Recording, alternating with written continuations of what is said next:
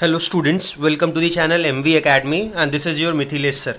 बच्चों, आज के लेक्चर में हम करंट इलेक्ट्रिसिटी चैप्टर के गैल्वेनोमीटर और thermoelectric effect and thermocouple ये वाले टॉपिक्स जो हैं वो स्टडी करेंगे। ठीक है बच्चों, तो आइए स्टार्ट करते हैं।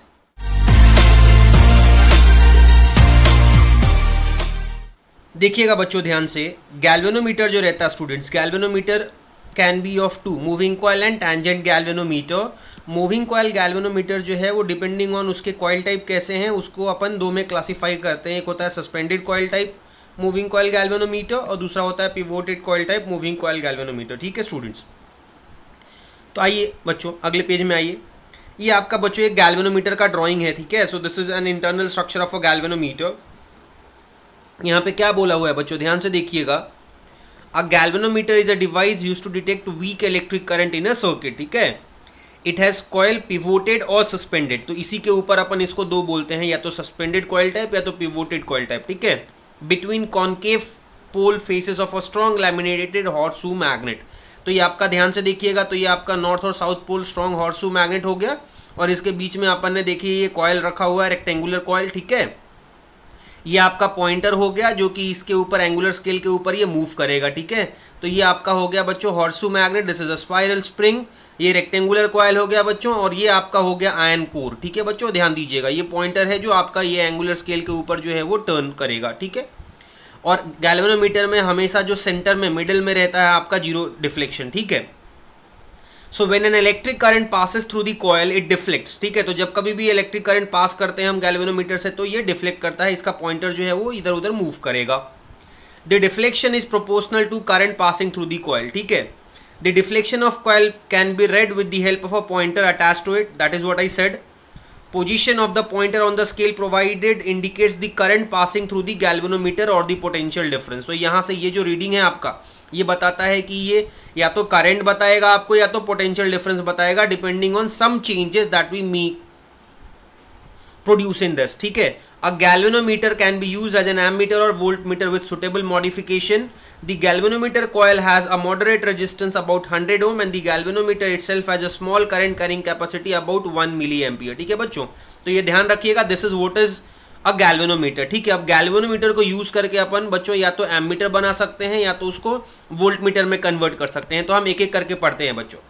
अब ध्यान दीजिएगा बच्चों, ये जो मेरा पहला क्वेश्चन है कि कैसे हम मूविंग कॉइल गैल्वेनोमीटर जो है आपका, गैल्वेनोमीटर जो है आपका या मूविंग कॉइल गैल्वेनोमीटर बोलिए इसको, ये कैसे हम एम मीटर में कन्वर्ट करेंगे। ठीक है, अब ध्यान से देखिएगा बच्चों, हम क्या करते हैं, किसी भी गैल्वेनोमीटर को एम मीटर में कन्वर्ट करने के लिए इस गैल्वेनोमीटर के पैरेलल में एक very small value, least value of resistance in parallel connect करते हैं हम किसके, गैल्वेनोमीटर के। ठीक है, so a moving coil galvanometer can be converted into an ammeter by connecting a low value resistance in parallel to the MCG. This low value resistance is called shunt or shunt resistance. तो आप उसको खाली shunt या shunt resistance बोलते हो बच्चों। और अगर ये एक आइडियल एमीटर होगा तो जो हमारा shunt resistance होता है, ठीक है, तो आइडियल एमीटर में हमारा रेजिस्टेंस कितना होना चाहिए, सबसे मिनिमम, दैट इज 0। ठीक है बच्चों, अब ध्यान दीजिएगा, मान लीजिए यहाँ से करंट आई आ रहा है बच्चों, तो ये एक जंक्शन है, तो यहाँ से IG करंट मैंने ऊपर ले लिया तो नीचे जो करंट होगा वो IS हो गया। और अगर आप KCL किरचॉफ्स करंट लॉ के हिसाब से चलोगे बच्चों तो हम इस जंक्शन पे क्या लिख सकते हैं, I is equal to IG plus IS due to KCL। तो उसके हिसाब से हमको IS क्या मिल जाएगा, IS के जगह पे हम क्या लिख सकते हैं, I माइनस IG। तो बच्चों यहाँ ध्यान से देखिए, let IG and IS be current through MCG and shunt from figure I is equal to IG plus IS, यानी IS is equal to I minus IG। ये हमारा इक्वेशन नंबर 1 हो गया स्टूडेंट्स। ठीक है, G and S are connected in parallel, बरोबर है, G और S जो है ये दोनों पैरेलल में है और पैरेलल में पोटेंशियल डिफरेंस जो है वो सेम होता है। तो मैंने लिखा है potential drop across G is equal to potential drop across R। अच्छा, पोटेंशियल ड्रॉप जो है G के अक्रॉस कैसे लिखोगे, पोटेंशियल डिफरेंस क्या होता है, current into resistance. So current through galvanometer is IG into resistance of galvanometer is G। Similarly current through shunt resistance is IS and resistance of shunt is S। तो हम बच्चों क्या लिख सकते हैं, ये अगले पेज पे ध्यान से देखिए, हम लिख सकते हैं IG into G is equal to IS into S. पर IS हमारा इक्वेशन 1 से क्या पता है हमको, I माइनस IG। तो यहाँ से बच्चों ध्यान से देखिएगा, अगर अपन ने क्रॉस मल्टीप्लाई कर दिया तो S क्या हो जाएगा, it is IGG upon I minus IG।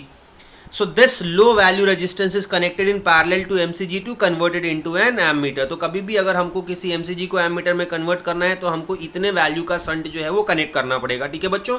अब थोड़ा ध्यान दीजिएगा, अगर मान लीजिए if n is the factor by which the current range is to be increased, मान लीजिए कि n जो है वो फैक्टर है जिससे आपको करंट गैल्वेनोमीटर का इंक्रीज करना है। जैसे समझ लीजिए बच्चों इसको ध्यान से, मान लीजिए गैल्वेनोमीटर का करंट जो है वो 2 मिली एम्पियर का है, या सपोज करिए 1 मिली एम्पियर का है, और मेरे को 5 मिली एम्पियर में कन्वर्ट करना है उसको, तो मुझे क्या करना पड़ेगा, 5 टाइम्स उसकी वैल्यू बढ़ानी पड़ेगी। तो वहाँ पे n जो रहता है वो 5 हो जाता है बच्चों, ठीक है। तो इसीलिए मैंने यहाँ पे लिखा है कि I is equal to N into I G, और ये वैल्यू उठा के अगर हम इस इक्वेशन में डाल देते हैं बच्चों, ठीक है, ध्यान से देख लीजिए, अगर ये वाला वैल्यू उठा के हम इस इक्वेशन में डाल देते हैं तो बच्चों मैं क्या करता हूँ, ध्यान से देखना, इस इक्वेशन को मैं इक्वेशन नंबर 2 बोलता हूँ, और मैं यहाँ लिख देता हूँ put I is equal to n I G in equation 2 बच्चों, ध्यान से देख लीजिए। तो अब ये क्या बन जाएगा बच्चों, S is I G G upon I minus I G, देखिए मैंने I के जगह पे एन आई जी पुट कर दिया बच्चों, आई जी कॉमन है दोनों में, यहाँ पे आई जी बाहर निकाले तो आई जी और आई जी ऊपर और नीचे कट हो जाएगा बच्चों, तो हमको शंट रेजिस्टेंस क्या मिलेगा, S is equal to G upon n minus 1, ठीक है बच्चों। आई होप आपको ये ध्यान रहेगा। आइए अगले पेज पे चलते हैं बच्चों, ध्यान से देखिएगा। अब from figure I S is current passing through the shunt, बराबर, तो रिमेनिंग करंट जो है जो ऊपर वाले से पास कर रहा है, मतलब आई जी को आप क्या लिख सकते हैं, आई minus I ji I S, तो देखिए मैंने लिखा है I G is equal to I minus I S, ठीक है। फ्रॉम फिगर मैंने क्या बोला था, पोटेंशियल डिफरेंस गैल्वेनोमीटर का is equal to potential difference across S, तो मैंने लिखा G into I minus I S is equal to S I S, multiply कर लीजिए, यहाँ से जी जो है आपका, ध्यान से देखिए, जी आई को एक तरफ रखते हैं और जी आई एस को इधर लेके आते हैं, इन दोनों में आई एस कॉमन था तो ये एस प्लस जी हो गया। यहाँ से बच्चों मुझे आई एस अपॉन आई क्या मिल जाएगा, हम इसको लिख सकते हैं जी अपॉन जी प्लस एस। तो अगर बच्चों कोई आपको बोलता है कि what is the fraction of current passing through the shunt, मान लीजिए मैंने आई करंट सप्लाई किया था मेन सोर्स से, और बाद में जाके जंक्शन पे एक करंट आई जी हो गया था, दूसरा करंट आई एस हो गया था, और अगर आपसे कोई क्वेश्चन पूछता है कि कितना फ्रैक्शन ऑफ करंट जो है वो शंट से जा रहा है, तो हम क्या निकाल रहे हैं, आई एस अपॉन आई। लेकिन यहीं पे बच्चों याद रखिएगा, अगर कोई बोलता है कितना फ्रैक्शन ऑफ करंट गैल्वेनोमीटर से पास होता है, तो हम आई जी अपॉन आई निकालेंगे। तो ये ध्यान रखिएगा बच्चों, और ये फॉर्मूले के ऊपर क्वेश्चंस रहते हैं तो आप इसको याद रख लीजिए, ठीक है। अब शंट का यूज बच्चों, ये कभी कभी टीचर पूछ सकते हैं, तो पहला तो ये क्या करता है, हेल्प करता है गैल्वेनोमीटर को खराब होने से, क्योंकि ये एक अल्टरनेट पाथ प्रोवाइड करता है। As compare to galvanometer shunt की रेजिस्टेंस लो होती है, तो आपका मैक्सिमम करंट जो रहता है वो शंट से होके पास हो जाता है, तो ये क्या करता है, it increases the range of ammeter, और दूसरा it decreases the resistance between point to which it is connected because they are connected in parallel, तो इफेक्टिव रेजिस्टेंस जो है वो बच्चों कम हो जाता है, ठीक है। So these are some uses of shunt जो आपको याद रखनी है, ठीक। आइए आगे चलते हैं बच्चों। अब अगला क्वेश्चन जो है बच्चों ये होगा हमारा conversion of MCG into volt meter, ठीक है। अब इसमें क्या करेंगे बच्चों, वहां पे हमने क्या किया था, गैल्वेनोमीटर के पैरेलल में रेजिस्टेंस को कनेक्ट किया था और छोटी वैल्यू ऑफ रेजिस्टेंस। यहां ध्यान दीजिएगा बच्चों, अगर हमने गैल्वेनोमीटर के सीरीज में एक लार्ज वैल्यू रेजिस्टेंस कनेक्ट करा तो ये आपका वोल्ट मीटर में कन्वर्ट हो जाता है, ठीक है। तो मैंने क्या लिखा है बच्चों, a moving coil galvanometer can be converted into a voltmeter by connecting a high value resistance in series to the moving coil galvanometer, ठीक है। और आइडियल वोल्ट मीटर जो रहता है उसमें इनफाइनाइट रेजिस्टेंस होते हैं, इनफाइनाइट रेजिस्टेंस बच्चों याद रखिए इसको, आइडियल वोल्ट मीटर में इनफाइनाइट रेजिस्टेंस होते हैं। अब थोड़ा ध्यान देना, मान लो गैल्वेनोमीटर के अक्रॉस जो पोटेंशियल ड्रॉप है वो Vg है, और RS के अक्रॉस जो पोटेंशियल ड्रॉप है वो Vs है, और total potential difference is V।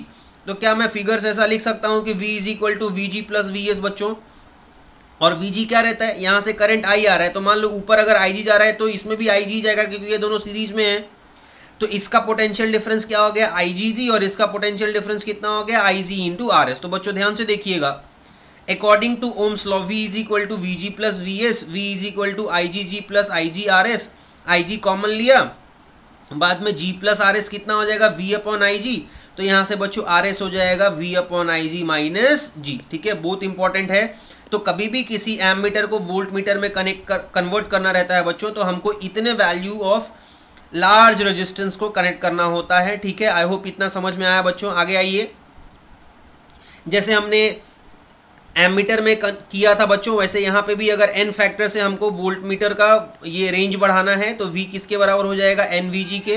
तो अभी जो पहला इक्वेशन था उसमें हम v के जगह पे अगर NVG लिख दे बच्चों, ये v के जगह पे NVG लिख दें तो देखिए Vg अपॉन IG जो है बच्चों, Vg upon IG voltage of galvanometer upon current of galvanometer is resistance of galvanometer बच्चों, ठीक है।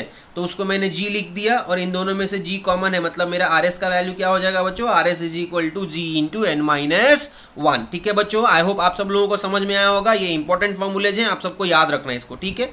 आइए अगले पेज पे आते हैं बच्चों।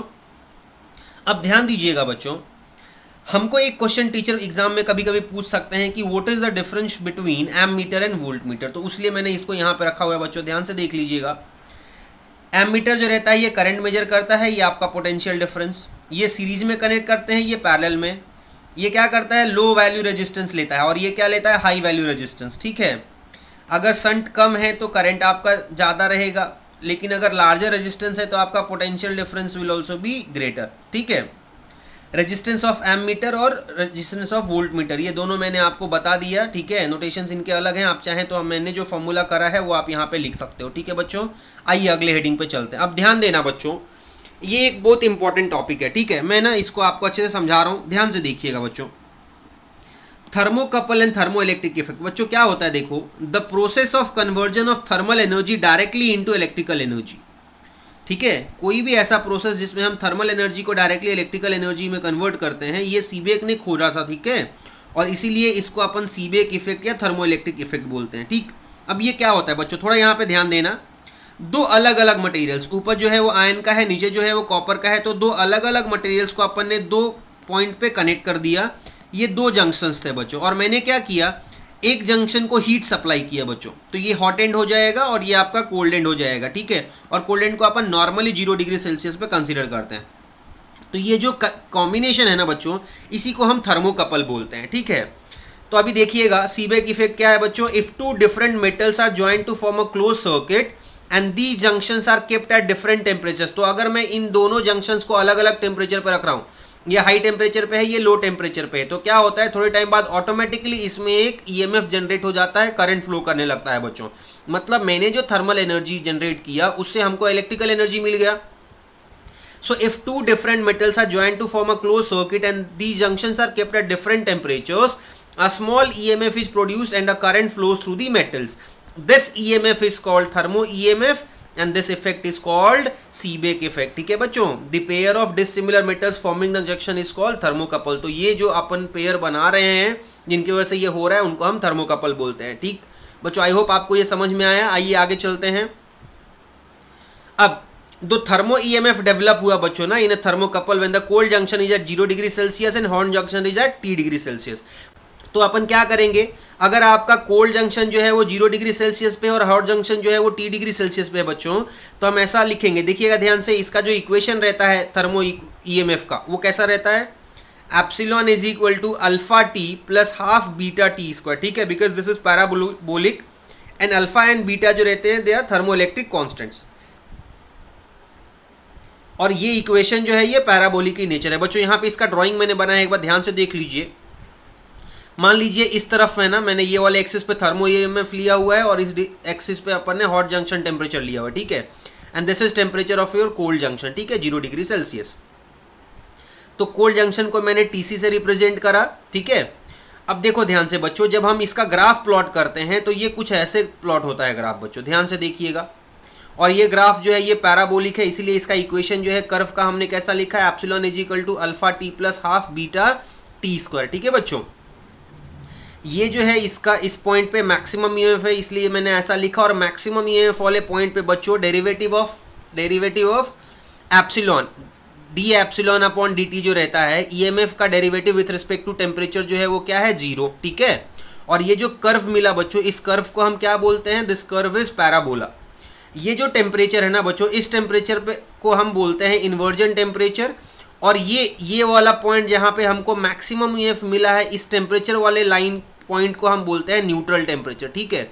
सो न्यूट्रल टेम्परेचर को मैंने Tn से रिप्रेजेंट किया है, इन्वर्जन टेम्परेचर को मैंने Ti से रिप्रेजेंट किया है, कोल्ड जंक्शन वाले टेम्परेचर को मैंने Tc से रिप्रेजेंट करा है, ठीक है बच्चों। I hope this much is clear. तो मैक्सिमम ये वाले पॉइंट पे EMF maximum, derivative epsilon upon dt का वैल्यू 0, और ये जो टेम्परेचर रहता है इसको हम न्यूट्रल टेम्परेचर बोलते हैं। ठीक है बच्चों, आइए आगे चलते हैं, ध्यान से देखिएगा। न्यूट्रल टेम्परेचर क्या रहता है बच्चों? When thermo EMF attains its maximum value the temperature of hot junction is called neutral temperature. तो वो टेम्परेचर हॉट जंक्शन का जिस पे हमको थर्मो ईएमएफ मैक्सिमम मिल जाता है उसको हम बोलते हैं न्यूट्रल टेम्परेचर। और जब मैक्सिमम वैल्यू अटेन हो जाता है तो हम क्या लिखते हैं? D epsilon upon dt is equal to 0। Inversion temperature क्या होता है बच्चों? The temperature of hot junction at which thermo EMF changes its polarity. तो ऐसा टेम्परेचर जब ये पोलैरिटी चेंज कर दे अगले साइकिल के लिए तो ये हमारा इन्वर्जन टेम्परेचर होता है बच्चों। ठीक है, अब फिगर से अगर देखेंगे बच्चों, ध्यान से देखिएगा, मैं फिगर में बताता हूँ। फिगर में अगर आप देखेंगे बच्चों तो देखिए ये वाला टेम्परेचर और ये वाले टेम्परेचर और ये वाले टेम्परेचर और ये वाले टेम्परेचर को अगर मैं रिलेट करूँ बच्चों, सिंस ये पैराबोला है, ये वाला हाफ और ये वाला हाफ दोनों सिमिलर रहते हैं, तो आप क्या लिख सकते हो बच्चों कि Tn माइनस Tc, ध्यान से देखना बच्चों, Tn minus Tc must be equal to Ti minus Tn। तो मैंने देखिए बच्चों वही लिखा है यहाँ पे, from figure we can write Tn minus Tc is equal to Ti minus Tn। ये माइनस Tn को इधर शिफ्ट कर दीजिए तो Tn प्लस Tn कितना हो जाएगा? 2Tn, Ti प्लस Tc वैसे ही रहेगा बच्चों, और यहाँ से Tn हमारा क्या हो जाएगा? Tn हमारा हो जाएगा Ti plus Tc divide by 2। ठीक है बच्चों, अब मैंने जो भी फॉर्मूला आपको Tn, Ti, Tc में बताया है या आपका एप्सिलॉन लिखा है ना, किसी किसी टेक्स्ट बुक में बच्चों ये थीटा के टर्म्स में भी लिखा रहता है, तो इसीलिए मैंने और करके यहाँ पे लिख दिया है। आप ध्यान से देख लीजिएगा, हमने खाली T को थीटा से रिप्रेजेंट किया है, Ti जो है वो थीटा आई, Tn जो है वो थीटा एन, Tc जो है वो थीटा सी और T जो है वो थीटा बन गया। तो मैंने बाकी जैसे फॉर्मूले ये वाले सब लिखे हैं उसी हिसाब से मैंने ये वाला भी यहाँ पे लिख के रख दिया है। आई होप आप इसको रिलेट कर पाओगे बच्चों। ठीक है, आइए आगे चलते हैं बच्चों, ध्यान दीजिए। ये आपको दिया हुआ था, ठीक है, आपके टेक्स्ट बुक में थर्मो इलेक्ट्रिसिटी जो है मैंने आपको बता दी है बच्चों। ये आपका सीवेक इफेक्ट दिया हुआ है, I have already explained, if you want you can go through this, it will be very much relevant to what I said to you. ठीक है बच्चों, आइए, ये आपका दूसरा एग्जाम्पल दिया हुआ है बच्चों अलग अलग मटेरियल्स के लिए, तो आप इसको एक बार रेफर कर लीजिए बच्चों, ये मैंने आपसे ऑलरेडी सब कुछ डिस्कस कर लिया। ठीक है, अब बच्चों क्या है ना, देखिए बुक में इसके न्यूमेरिकल्स नहीं है तो मैंने 2 न्यूमेरिकल्स आपके लिए लिया हुआ है, तो थोड़ा ध्यान दीजिएगा। The thermo EMF of a thermocouple, मान लीजिए कोई थर्मोकपल है, उसका थर्मो ईएमएफ अपने को 25 माइक्रोन वोल्ट पर डिग्री सेल्सियस दिया है at room temperature. A galvanometer of 40 ohm resistance capable of detecting current as low as 10⁻⁻5 ampere is connected with the thermocouple. The smallest temperature difference that can be detected by this system is। अब बच्चों क्या बोला है, ध्यान से देखिए, आप सबको पता है by Ohm's law V is equal to I R, पर आपको यूनिट जो है ईएमएफ का वो क्या दिया हुआ है? वो दिया हुआ वोल्ट पर डिग्री सेल्सियस, यानी कि E is equal to V upon theta, यानी कि बच्चों यहाँ से V कितना हो जाएगा? E into theta.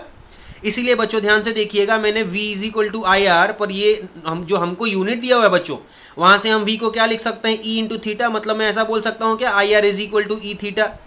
करंट हमको दिया हुआ था, रेजिस्टेंस हमको दिया हुआ था, ईएमएफ हमको दिया हुआ था 25 माइक्रोन वोल्ट को हम क्या लिख सकते हैं? 25 इंटू 10⁻⁻6 इंटू थीटा हमको कैलकुलेट करना था बच्चों। ठीक है, इधर उधर शिफ्ट कर लिया अपन ने क्रॉस मल्टीप्लीकेशन करके, तो ये हो गया 40 इंटू 10⁻⁵ अपॉन 25 इंटू 10⁻⁻6। 10⁻⁵ 10⁻⁻6 कट किए 10⁻⁻1, ये ऊपर जाएगा तो 400 अपॉन 25 है 16। सो बच्चों हमको टेम्परेचर क्या मिल गया? 16 degree Celsius. And your correct option is option number 8। ठीक है बच्चों, आइए एक न्यूमेरिकल और देख लेते हैं बच्चों, ध्यान से देखिएगा। क्वेश्चन में क्या बोला है देखिए, the thermo EMF of a thermocouple varies with the temperature of the hot junction as. Equation दिया है, देखिए ध्यान से, in volt where the ratio -a upon B 700 degree Celsius. तो -a अपॉन बी का वैल्यू दिया हुआ है बच्चों। If the cold junction is kept at 0 degree Celsius, तो क्वेश्चन में बोलता है कि अगर कोल्ड जंक्शन को अपन ने 0 डिग्री सेल्सियस पे कीप किया तो न्यूट्रल टेम्परेचर जो है वो इन चारों ऑप्शंस में से क्या होगा? बच्चों थोड़ा ध्यान से सुनना, ईएमएफ का इक्वेशन दिया है, अपन ने इसको डिफरेंशिएट किया, तो ए थीटा का डेरिवेटिव क्या हो जाएगा? ए इंटू थीटा की derivative 1, A into 1 is A, तो मैंने ए लिखा। B as it is into theta square का डेरिवेटिव क्या होता है बच्चों? 2 theta, so B into 2 theta is 2b theta, directly लिखा हुआ है बच्चों यहाँ पे। आप सबको पता है at neutral temperature d upon d theta जो है वो has to be 0। So at neutral temperature d upon d theta is 0, मतलब a plus 2b theta is equal to 0, यानी a is equal to -2b theta. So यहाँ से theta कितना हो जाएगा? -a upon 2b। अच्छा, -a अपॉन 2b को मैं ऐसा लिख सकता हूँ क्या? -a upon b the whole upon 2।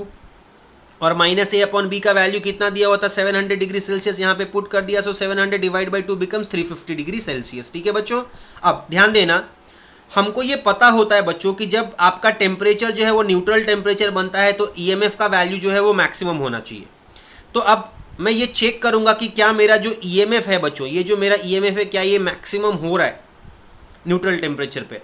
So for checking maxima and minima हम क्या करते हैं, हम इसका डबल डिफरेंशिएशन निकालते हैं बच्चों, और डबल डिफरेंशिएशन अगर 0 से लेसर हुआ मतलब मैक्सिमा और 0 से ग्रेटर हुआ मतलब मिनिमा। तो देखिए बच्चों, मैंने इसका डबल डिफरेंशिएशन किया तो ए डेरिवेटिव कांस्टेंट 0 और 2b थीटा का डेरिवेटिव क्या हो जाएगा 2b, बिकॉज थीटा का डेरिवेटिव तो 1 और 2b में कहीं साइन जो है वो नेगेटिव नहीं है because b is a constant. So 2b का वैल्यू इज ग्रेटर देन 0, और अगर ये ग्रेटर देन 0 है मतलब आपका ये वाला वैल्यू ग्रेटर देन 0 है, मतलब आपका ईएमएफ जो है वो मैक्सिमा ना है, ये क्या है मिनिमा। सो ये मिनिमम ईएमएफ है बच्चों, मतलब हमारा ये वाला इक्वेशन तो जस्टिफाई हो रहा है पर हमारा ये वाला इक्वेशन जस्टिफाई नहीं हो रहा है। ठीक है, मतलब ये पर्टिकुलर टेम्परेचर पे हमको मैक्सिमम ईएमएफ नहीं मिल रहा, तो मेरे लिए न्यूट्रल टेम्परेचर तो नहीं हो सकता। तो इसलिए बच्चों मैंने यहाँ लिखा है कि no neutral temperature is possible for this thermocouple. ठीक है बच्चे, कोई कोई है ना 350 डिग्री सेल्सियस स्टिक कर देते हैं, तो ये गलत है बच्चों।